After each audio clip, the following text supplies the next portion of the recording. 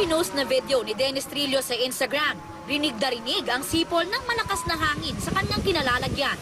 Kasabay nito ang panalangin niyang maging ligtas ang lahat.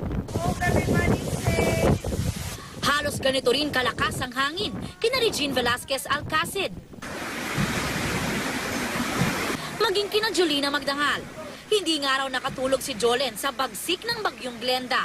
At nagising din daw ang anak niyang si Baby Pele. Post naman ni Marian Rivera, alam daw niyang naririnig ng Diyos ang panalangin ng sambayanan.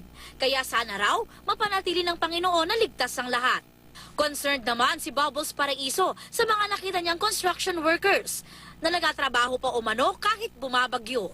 Ipinakita naman ni Isabel Daza ang lagay ng panahon sa kanyang kinaroroonan. Hindi naman daw aalis si Rocco Nacino dahil kinansela ang kanyang schedules.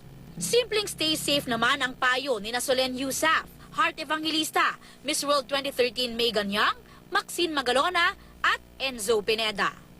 Aubrey Carampel, Nakatutok, 24 Oras.